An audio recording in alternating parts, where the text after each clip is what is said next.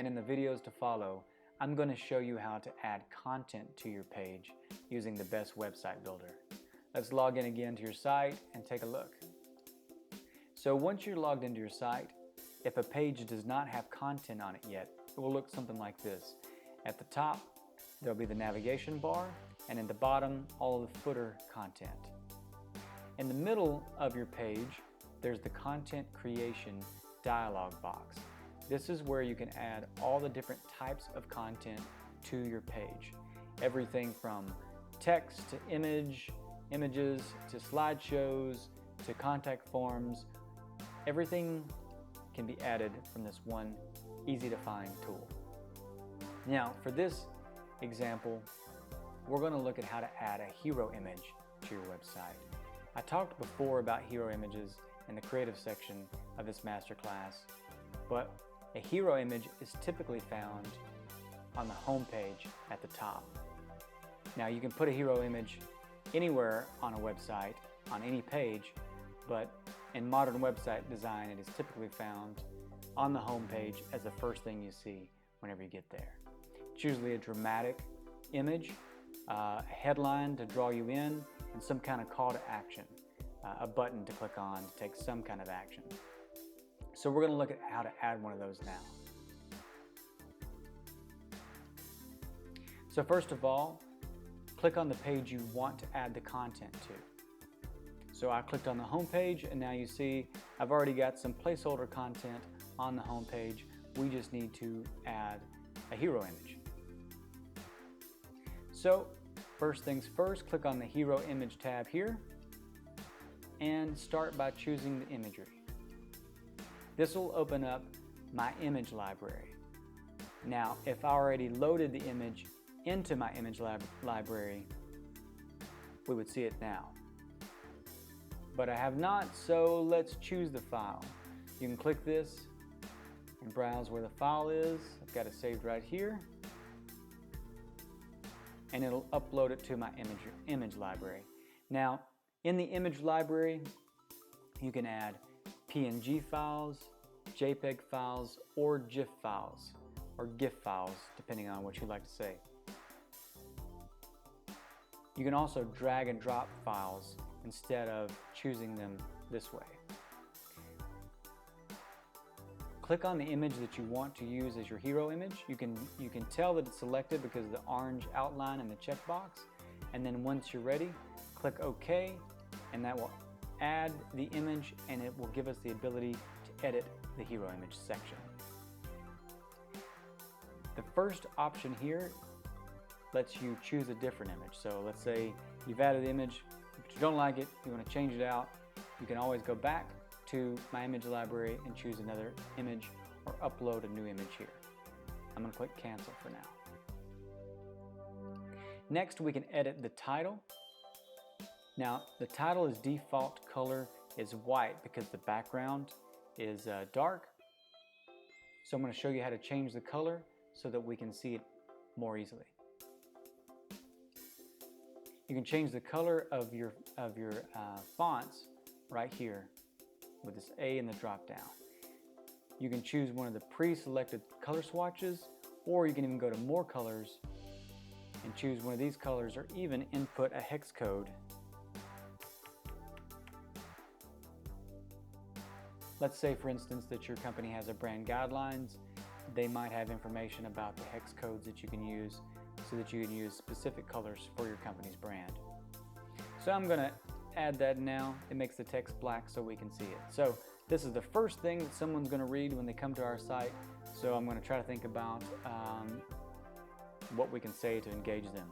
Since I'm in the website design mode, I'm thinking something like get a stunning new website. Now this text dialog box, you can make your text bold here, you can italicize it, you can also change the alignment.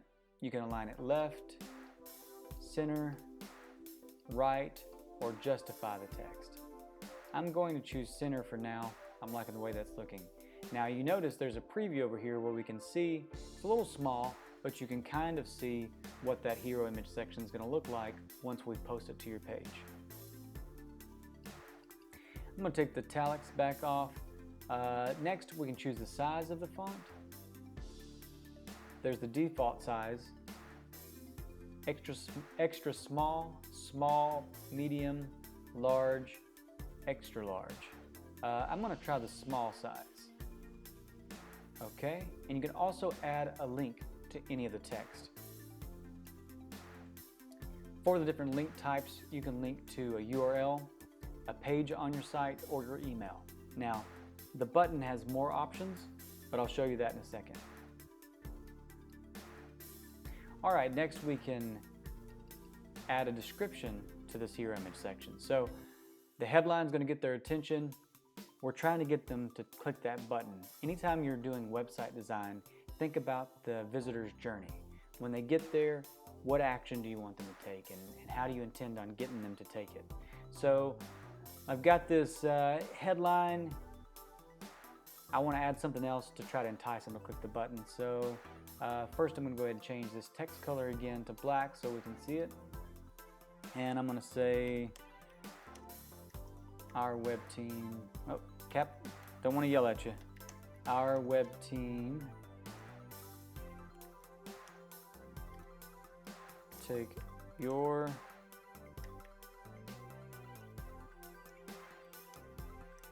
beautiful new website, I'll say site, live in 24 hours or less. Trying to get them excited. All right. Next on the button, it's very important to have a simple and clear call to action. One thing that might help you come up with your calls to action is the different link types that we have available to us for a button. To change the link type, click right here. We can link to a page on the site. So if there's a contact form that you want them to fill out, I might send them to the Contact Us page. You click OK, and now when they click that button, they'll go to Contact Us. You can take them to a URL.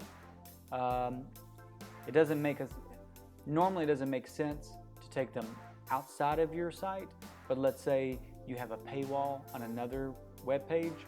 That's where you could put that URL in and take them to that. You can take them to an email.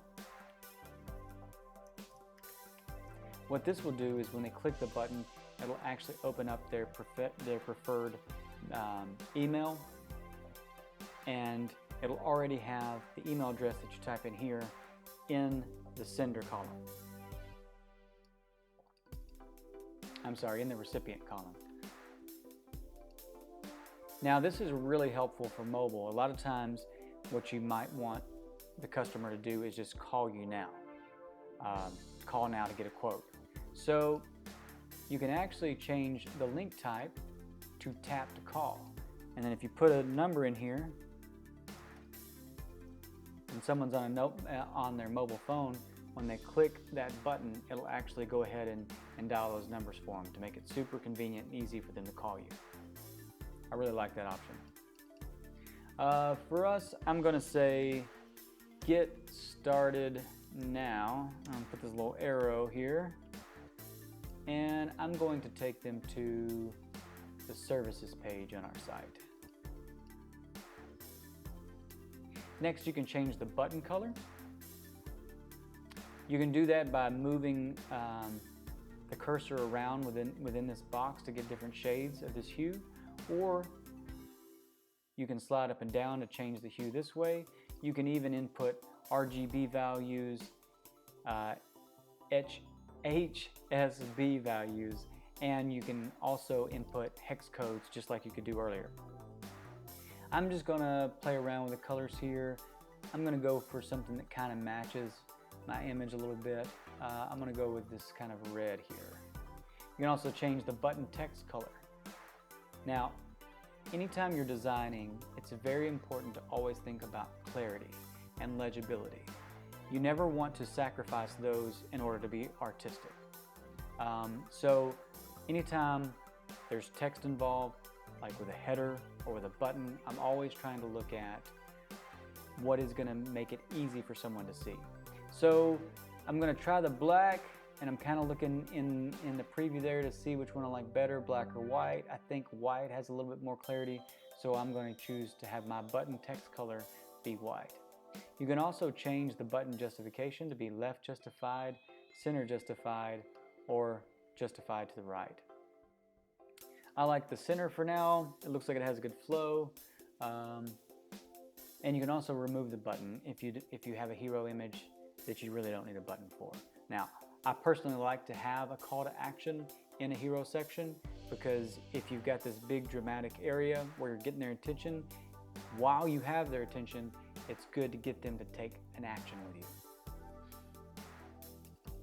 Okay, before we look at the other options over here, I'm going to change my text back to white. That's looking good over here. Now you can add text shadow. So again, if you need to boost the clarity of your text because you have maybe too light of a background or too much too complex of a background, you might add the text shadow there. Now the text shadow defaults to black. Just keep that in mind. I'm going to uncheck that for now. Another way to increase contrast and clarity is to have an overlay color. Now I'll slide this slider so you can see the difference. At 100%, it's just solid black, but if I scale it down, you can see that it removes it.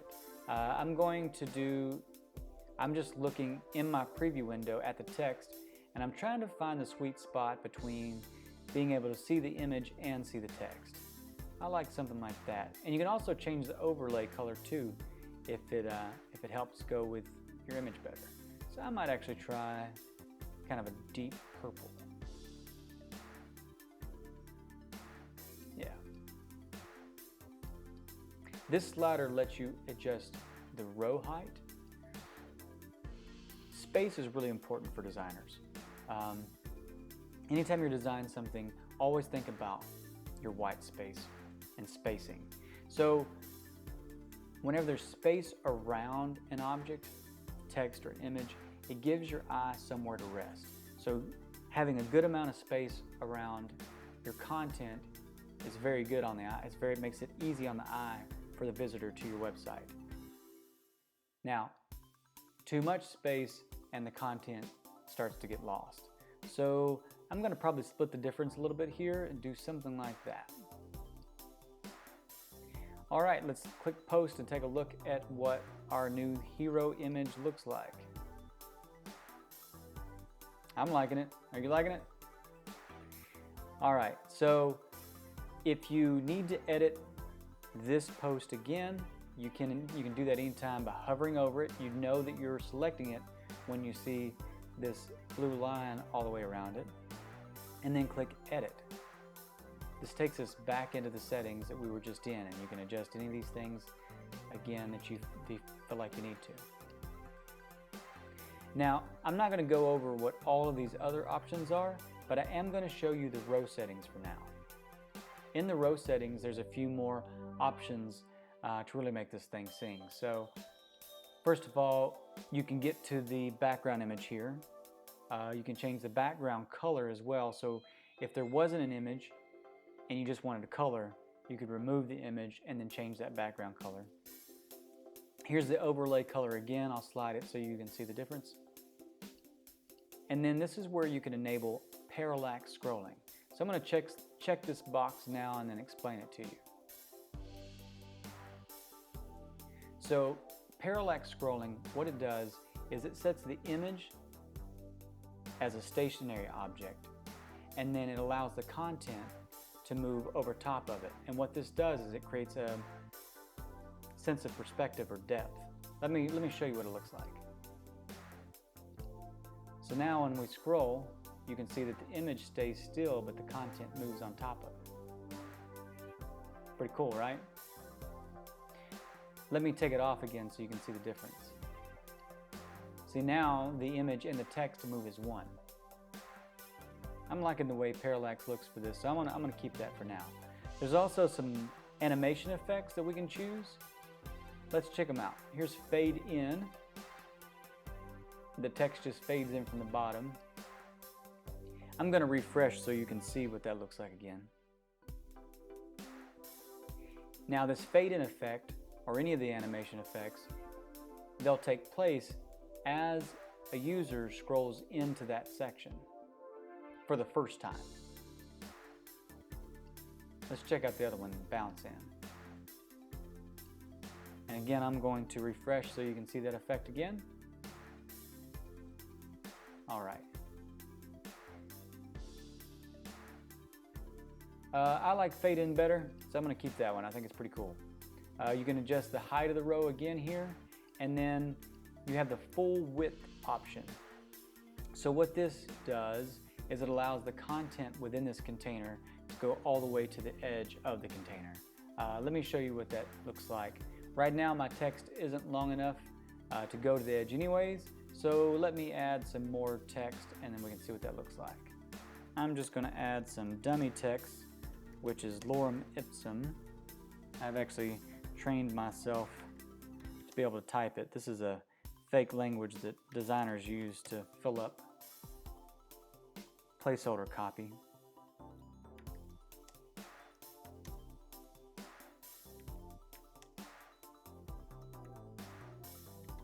Okay, that should be enough text now that we can see the difference.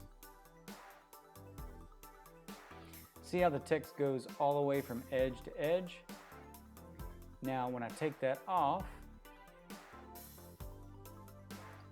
it wraps it underneath. All right, I'm gonna take that text off for now.